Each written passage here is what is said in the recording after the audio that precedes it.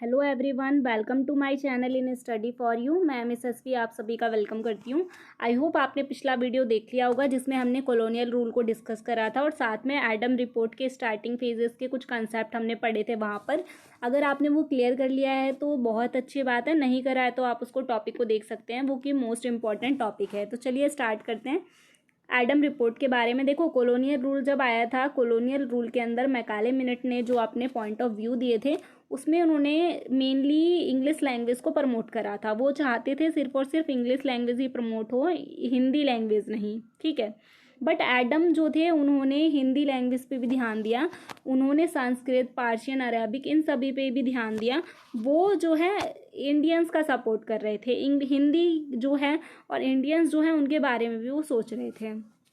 तो चलिए स्टार्ट करते हैं एडम रिपोर्ट को। तो जो विलियम एडम हैं, विलियम एडम को अपॉइंट करा था विलियम बेंटिक ने, ये तो हम पहले ही पढ़ चुके हैं, ठीक है। जो कि कौन थे? वो गवर्नर जनरल थे इंडिया के। Adam was a Christian priest, यानी कि जो एडम थे वो क्रिश्चियन पुजारी थे। वो ही इन्फ्लुएंस बाय राजा राम मोहन रॉय, वो बहुत ज़्यादा प्रभावित हुए थे राजा राम मोहन रॉय से। और साथ में इंडियंस का बिलीव्स देख के गॉड पे, कि जो इंडियंस थे वो किस तरीके से गॉड पे बिलीव कर रहे हैं, उस चीज़ को देखकर बहुत ज़्यादा प्रभावित हुए थे। इस वजह से उन्होंने क्रिश्चियन प्रीस्टहुड को छोड़ दिया था और साथ में वो वर्क करने लग गए थे एजुकेशन के ऊपर, ठीक है। नेक्स्ट, अब यहाँ पर देखते हैं एडम ने, देखो ये मैंने आपको पहले ही बता दिया था कि एडम ने जो है अपनी 3 रिपोर्ट सबमिट करी थी। वो 3 रिपोर्ट क्या क्या थी? एडम ने एजुकेशन को लेकर 3 रिपोर्ट सबमिट करी, जिसमें कि पहली रिपोर्ट उसने सबमिट करी थी 1835 में, सेकेंड रिपोर्ट उन्होंने सबमिट करी थी 1836 में, और जो उन्होंने थर्ड रिपोर्ट सबमिट करी थी वो करी थी 1838 में। आपको सबसे पहले तो ये पता होना चाहिए। देन इसके बाद चलते हैं इसके प्रॉपर तरीके से डिस्कशन पे। देखो, फर्स्ट रिपोर्ट जो उन्होंने सबमिट करी थी वो क्या थी? वहाँ पर इन्होंने डिस्क्राइब करा था इंडिजिनस एलिमेंट्री स्कूल को। इंडिजिनस एलिमेंट्री स्कूल होते हैं स्वदेशी स्कूल। तो जो एडम ने अपनी पहली रिपोर्ट जो 1835 में दी थी वहाँ पर उन्होंने डिस्क्राइब करा था इंडिजिनस स्कूल, यानी कि जो स्वदेशी एलिमेंट्री स्कूल थे उनके बारे में बताया।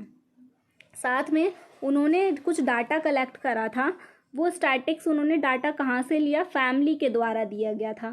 फैमिली ने जो दिया गया था डाटा डोमेस्टिक इंस्ट्रक्शन का, वो एज अ पार्ट था इंक्वायरी का अबाउट स्कूल्स या स्कॉलर्स। मतलब उन्होंने जगह जगह पे जाकर लोगों से पूछताछ करी, डाटा इकट्ठा करा, उसके बेसिस पे उन्होंने ये सारी चीज़ें बताई हैं। तो सबसे पहले उन्होंने किस पर ज़्यादा जोर दिया? उन्होंने डिस्क्राइब करा, बताया किसके बारे में? इंडिजिनस एलिमेंट्री स्कूल के बारे में। साथ में उन्होंने जो डोमेस्टिक स्कूल्स थे उनसे और फैमिलीज से जो है डाटा कलेक्ट करा। सबसे पहले मैं आपको बता दूं, डोमेस्टिक स्कूल वो स्कूल होते हैं जहां पर फैमिली मेम्बर्स ही अपने बच्चों को पढ़ाते हैं या फिर वो टीचर्स को अपॉइंट कर लेते हैं, ठीक है। नेक्स्ट है सेकेंड रिपोर्ट। सेकेंड रिपोर्ट जो एडम ने दी थी वो दी थी 1836 में, जिसमें उन्होंने कवर करा था नालोर थाना। अच्छा, नालोर थाना क्या है? नालोर थाना जो है कहाँ पड़ता है? डिस्ट्रिक्ट राजशाही के अंदर पड़ता है नालोर थाना। इस रिपोर्ट में उन्होंने इसको कवर करा, जहाँ पर उन्होंने देखा कि इधर जो है 2 टाइप्स के स्कूल हैं।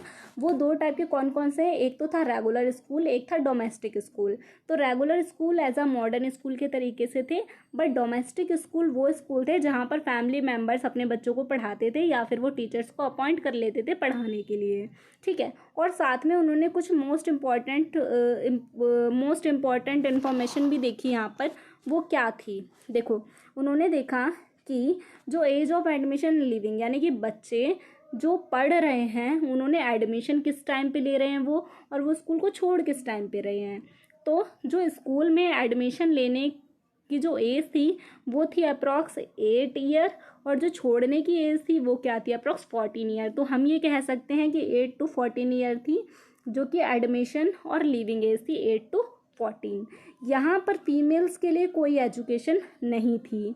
साथ में यहाँ पर उन्होंने देखा कि ऑल ओवर इंडिया में जो है 10 बंगाली स्कूल हैं, 4 पार्सियन स्कूल हैं, 11 अरेबिक स्कूल हैं जहाँ पर बच्चों को कुरान पढ़ाया जाता है। अब यहाँ पर उन्होंने कुछ डाटा ये भी कलेक्ट करा है कि ऑल ओवर जो लिटरेसी यानी साक्षरता दर है उसका परसेंट कितना है, तो वो था 6.1%, ठीक है।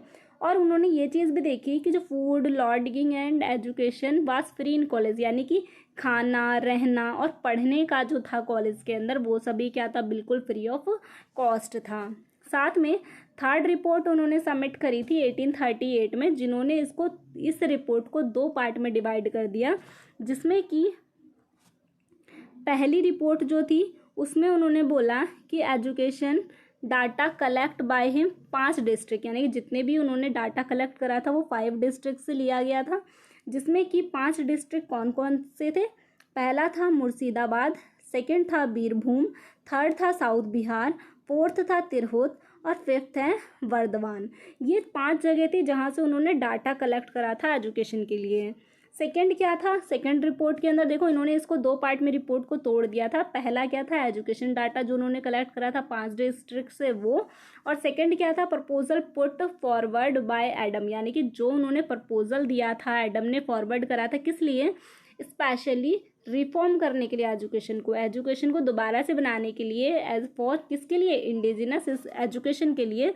वो क्या था, वो था, यहाँ पर कुछ 5 नेम्स दिए गए हैं, ये देखो। पहला पाठशाला, मदरसा, अरेबिक स्कूल, वर्नाकुलर स्कूल। अच्छा, वर्नाकुलर स्कूल वो थे जहाँ पर मातृभाषा के अंदर ही लोगों को पढ़ाया जाता था। नेक्स्ट है पार्सियन स्कूल। ये 5 तरीके के स्कूल थे जिसमें उन्होंने रिफॉर्म करने की बात कही। इंडिजिनस स्कूल थे ये सभी। नेक्स्ट, इसके कुछ रिकमेंडेशंस भी थे जो उन्होंने रिफॉर्म करने के लिए एडम ने अपनी रिपोर्ट में दिए थे। पहला क्या था, फर्स्ट ये था कि न्यू बुक्स को लेकर, publication of new book publish करी जानी चाहिए, यानी न्यू बुक बनवाई जानी चाहिए पहली से लेके 4th क्लास के बच्चों के लिए। वो बंगाली, हिंदी, उर्दू में होनी चाहिए। साथ में वो इंडियन यूरोपियन की कोलैबोरेशन से बनाई जानी चाहिए। देखो, इससे पहले मैकाले मिनट में कहीं भी इंडियंस के बारे में नहीं सोचा गया, बट इस रिपोर्ट में एडम ने इंडियंस के बारे में भी सोचा है, इसलिए उन्होंने बोला है कि वर्नाकुलर लैंग्वेज में पढ़ाया जाना चाहिए, उसमें हिंदी लैंग्वेज में भी बुक्स होनी चाहिए, ये सारी चीज़ें। नेक्स्ट, सेकेंड उन्होंने बोला है कि सजेशन दिया टीचर ट्रेनिंग को लेकर। उन्होंने कहा टीचर्स को ट्रेनिंग देनी चाहिए। Teacher training should be required to study in this school, यानी कि इस स्कूल में पढ़ाने के लिए टीचर्स को ट्रेनिंग देनी चाहिए 3 मंथ की 1 साल में, यानी 1 साल में 3 मंथ की, और ये लगातार 4 साल तक होना चाहिए, यानी कि टीचर को 1 साल में 3 मंथ के लिए ट्रेनिंग दी जाएगी और साथ में ऐसा उन्हें 4 साल तक करना होगा। थर्ड, उन्होंने बोला है कि अवार्ड ऑफ, मतलब जितना भी ग्रांट देना चाहिए स्मॉल विलेजेस जो हैं, मतलब जितने भी गांव में स्कूल्स हैं उनको स्मॉल अमाउंट में ग्रांट देना चाहिए। ग्रांट क्या होता है, कुछ पैसे होते हैं, मनी होते हैं, तो वो ग्रांट किस लिए देना चाहिए, ताकि स्कूल अपने जो भी उनका स्कूल का एनवायरनमेंट है या स्कूल में जो भी प्रॉब्लम्स आ रही हैं उन सभी को मेंटेन कर सके। नेक्स्ट है fourth, appointment of examiner inspector. इन्होंने बोला इसमें जो है अपॉइंटमेंट ऑफ एजुकेशन इंस्पेक्टर, इसमें क्या था कि हर एक डिस्ट्रिक्ट को क्या करना चाहिए, एग्जामिनर्स इंस्पेक्टर को अपॉइंट करना चाहिए ताकि वो एग्जामिनेशन सर्वे को देख सकें अपने एरिया के। साथ में जो 5th पॉइंट था वो क्या था कि इंडिया के अंदर जो है वाइव्ड लैंड है एग्रीकल्चर के, यानी कि जो इंडियन हैं उनके पास खेती के लिए बहुत सारी ज़मीन है। इस वजह से organisation experimental farm for agriculture education, यानी कि एग्रीकल्चर एजुकेशन पे भी ध्यान दिया जाना चाहिए। तो ये था हमारा आज का वीडियो। आई होप आपको ऑल ओवर क्लियर हो चुका होगा। देन अगर आपको कोई भी प्रॉब्लम आती है तो आप कमेंट बॉक्स में बता सकते हैं। बाकी अगर आपको वीडियो अच्छी लगी है तो वीडियो को लाइक करें, अपने फ्रेंड्स के साथ शेयर करें, और अगर आपने अभी तक हमारे चैनल को सब्सक्राइब नहीं करा है तो सब्सक्राइब कर लें, प्लस में बेल आइकन को क्लिक कर दें ताकि जैसे ही नेक्स्ट वीडियो अपलोड हो तो आपको नोटिफिकेशन मिल जाए। Thank you so much watching this video.